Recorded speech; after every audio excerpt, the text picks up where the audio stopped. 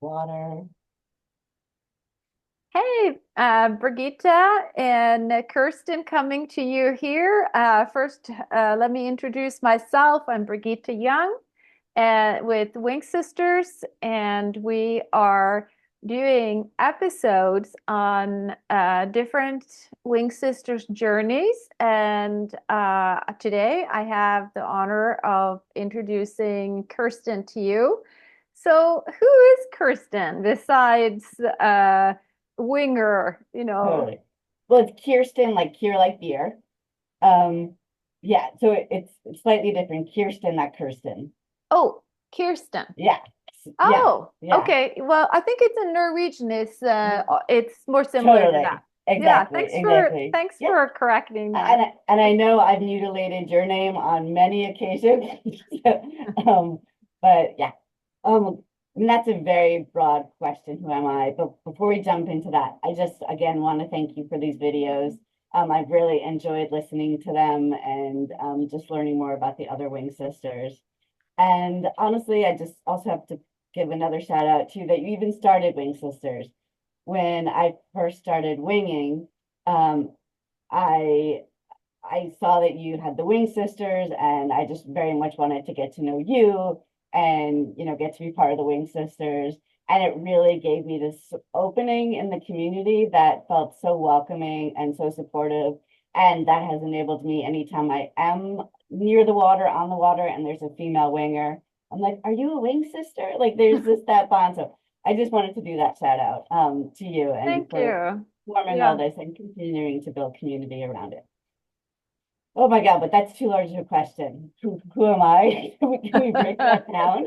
What's some of your favorite things? What do you do in life? Like, what um, are your favorite people? okay, my favorite people are my husband and my son. They're my boys. They're the best. We live in Albany and are in a little rental house right near the water, actually. I can see when it's low tide. I In can see, Northern California, for those yeah, of you that don't know, exactly. because we got people from everywhere here. Totally. Northern California next to Berkeley.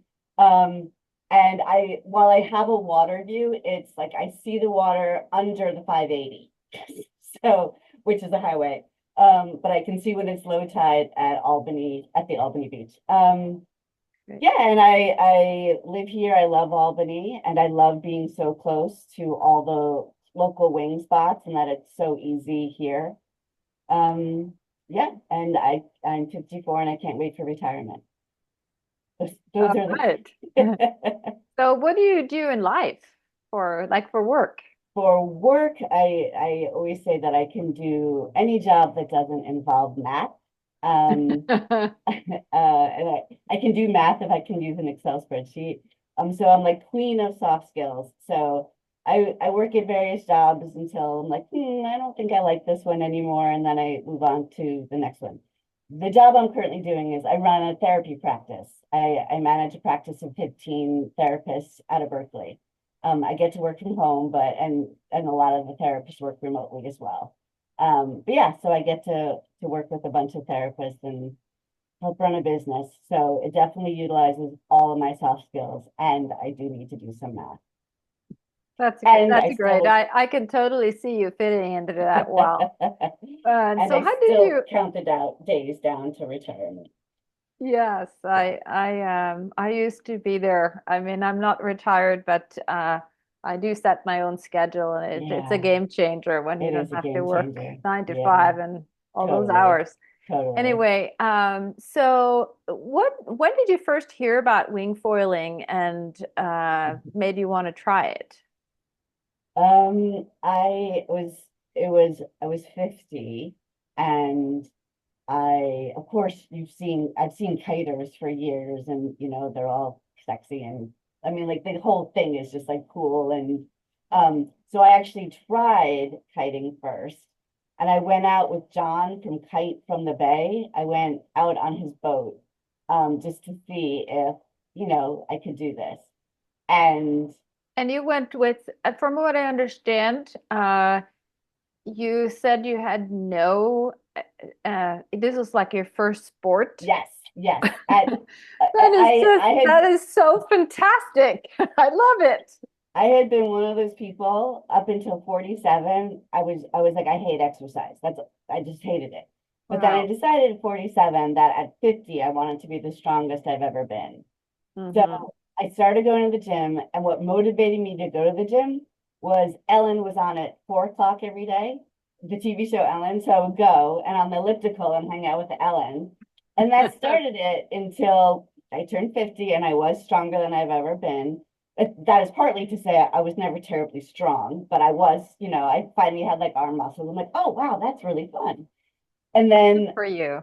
and then I saw the kiting and I was like, oh man. And 50 midlife crisis, those kind of fun things, what am I going to do with the rest of my life kind of thing. Mhm. And so I tried the kiting and I went out with John and I was like, and literally at one point I was holding on to a kite and getting dragged through the water. Because the kite was up in the air. But I just thought it was hilarious. Like this, but I was like, I am so over my head, like literally. And then I got back on the boat. I was like, is this the right choice for me? And he's like, well, a lot of people who like try and do kiting might really benefit from winging. And I was like, okay, I will try that. And for one season, I bought like a huge windsurfer board, old, like from somebody, and I would drag that to Alameda, um, and I would practice on that.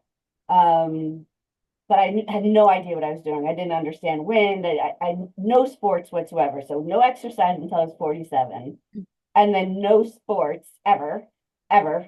And then You trying must have this. you must have had some really good self-talk going. Yeah, what that's the thing about this part of no sport ever is like there was never anything that I enjoyed. There Yeah. was Oh, okay. something about this that I just loved. And I am a slow freaking learner, like slow as all get out. Like I was talking to one of the Wing sisters, Peggy, the other day. I'm like, oh yeah, I met you last year.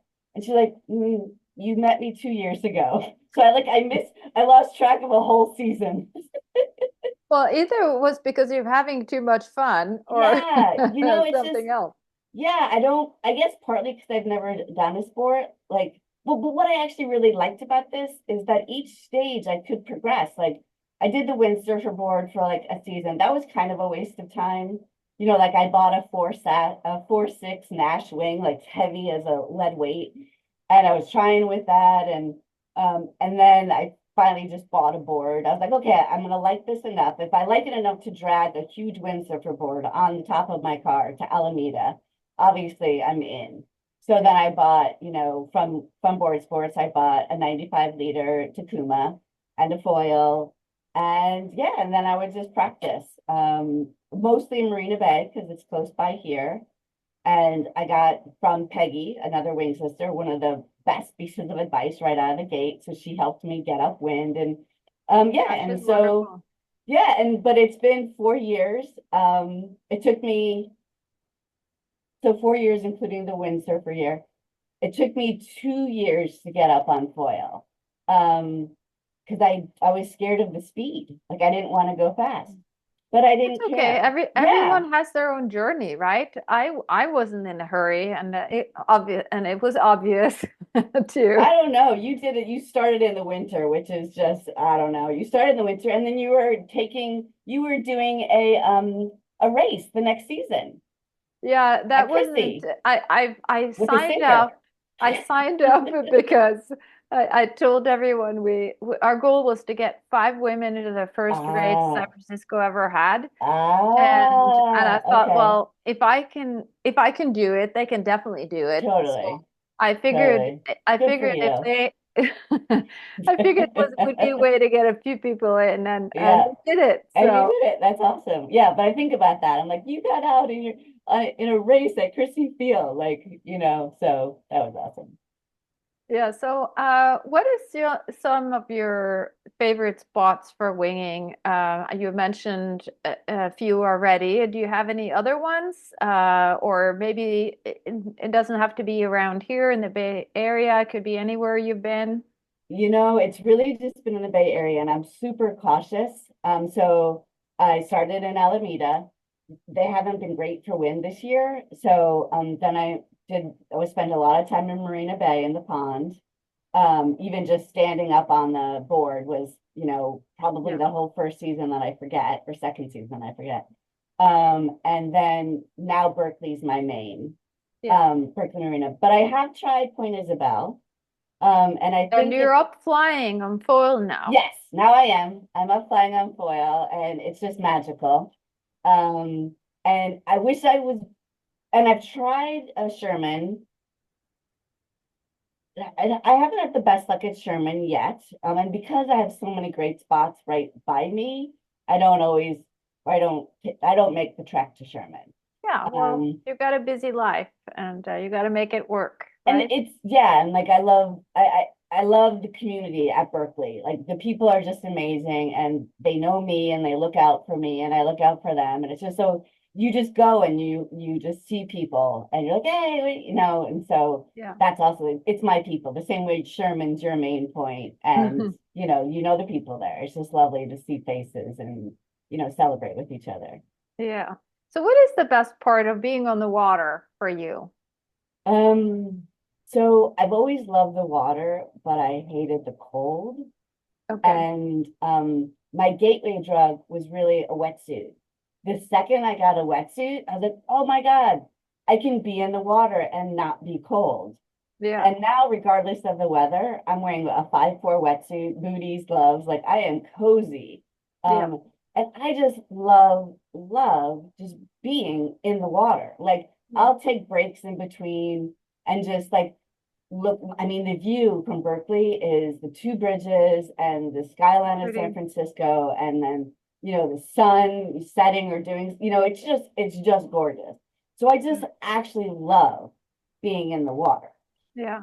And I love at nighttime when you have the waves, like if you because I fall a lot and I just hang out sometimes, I just get a lot of the rocking that you get when you've been on a boat for a while. So I love that sensation. So, but I just love being in the water and I do spend a lot of time in it since I fall in love. Good for you. That means you're trying new things and you're learning. Mm. It just means I fall a lot. I So what did this past season, I did try and learn jibing, and that was taking some of the fun out of it. So I was like, I'm gonna leave jibing for next season, and I'm just gonna like fly some more and do S Yeah. turns and just like play You around know, I more. think I think that's a S-turns is a really good place to start before you're driving. And you can one thing that I do for learning new things, because I like to do the stuff that I feel really comfortable with too. So I go out, go back and forth, and I get comfortable, I get in my zone Zone, first. totally. Yeah, Then I try a few new things, yeah, if the conditions are right and not too crazy. yeah, And then I go back to doing my thing. So you don't have to like constantly exactly. practice the same thing over and over No, and over. I've done that, and there's been times I've been like obsessed with learning yeah, something. yeah. And then, but it's really your journey. You decide, Yeah, right? and you can suck the fun right out of it. Like, I was like I never had a bad day on the water until I started like being performative about it.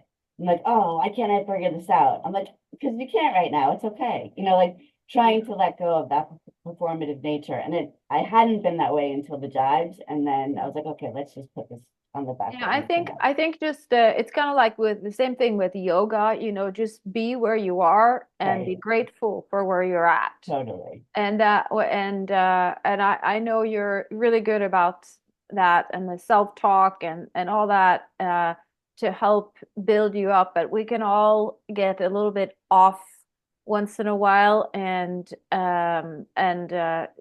do some of the things that aren't serving us.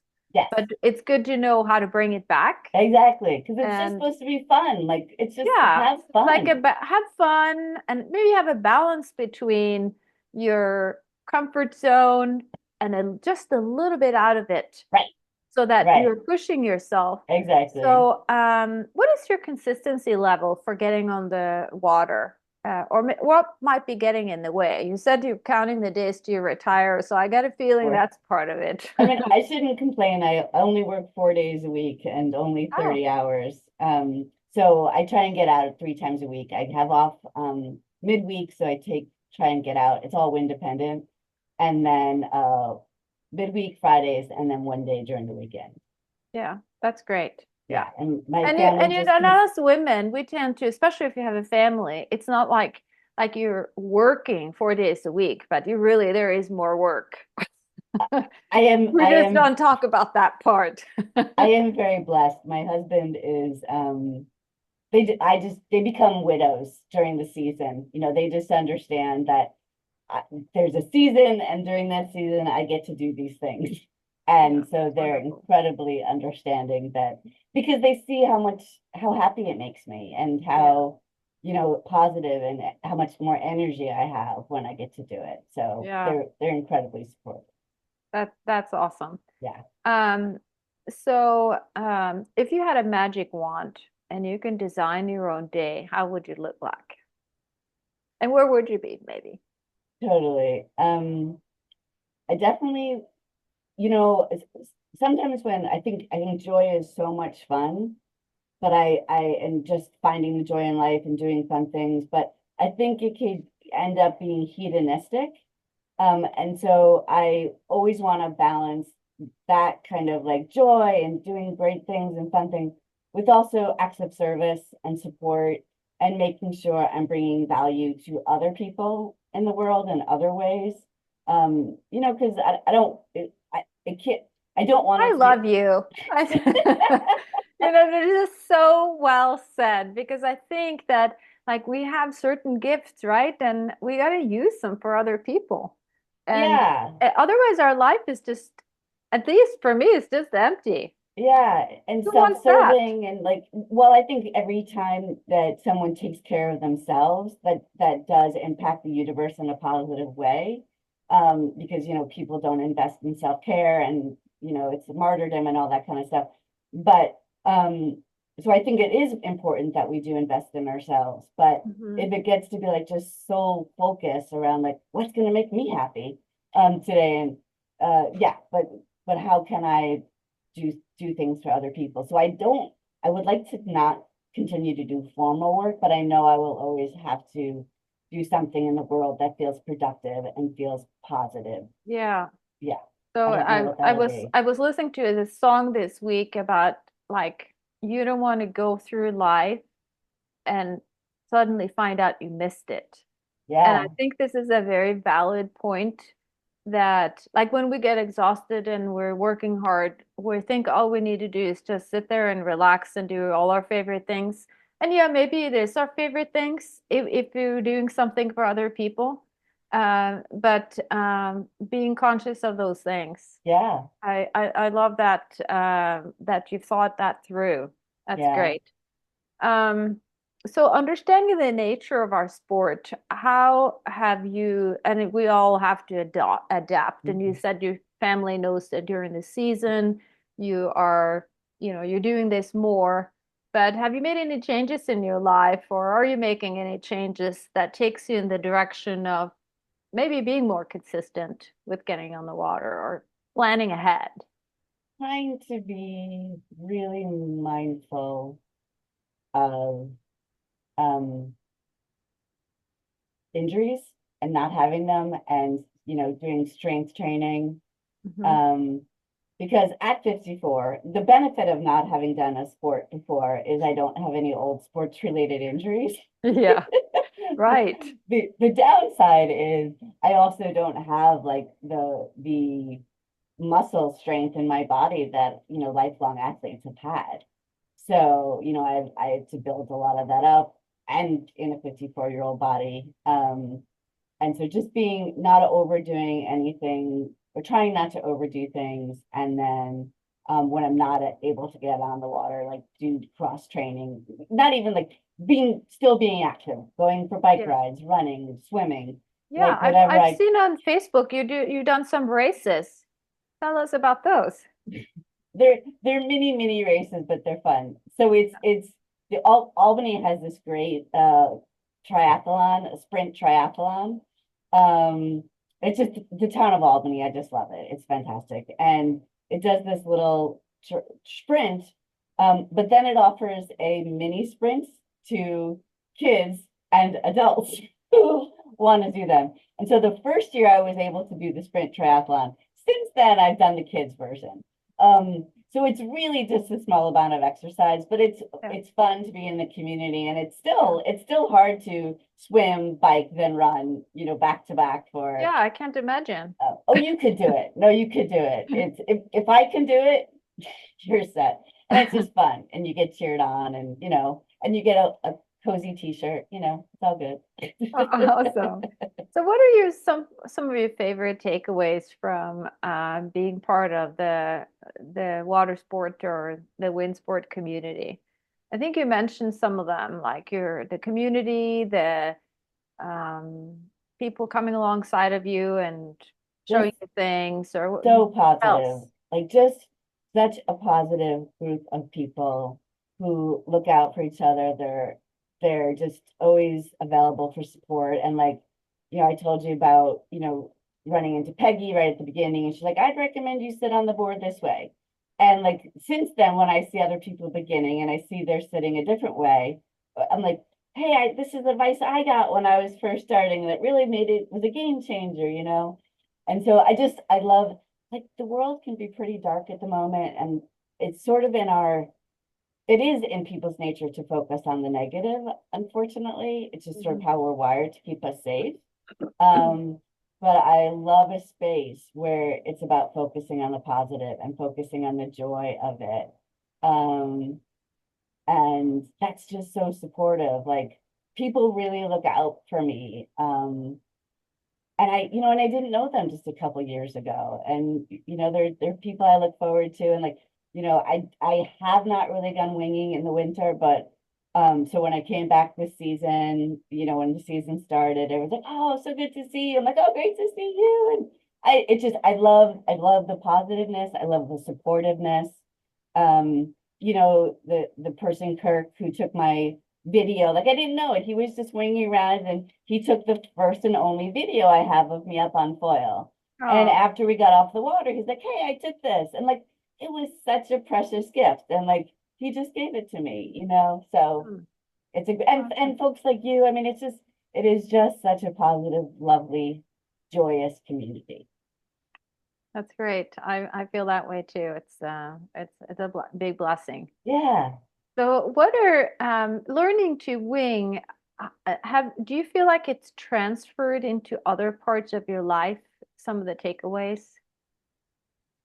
I saw you ask that question on another video. I think in that I did start this at 50, and that I that I can do it, Yes. and that I can learn something. I think really prior to winging, I had a little bit of a belief, like I definitely believe in personal development prior, but I don't think I really believed it that I could get better at a sport, that I could Hmm. start in this one place where I couldn't even stand on the board to being up on foil. So yeah, so it's just like I can do it, and that I may be 54, but that there's so much more life and experiences ahead of me that I didn't know about winging prior to 50. So who knows what I'm going to learn when I'm 60. Right. All right. Well, thank you so much for your time. And we're going to be posting this in the Wing Sisters group. Yay.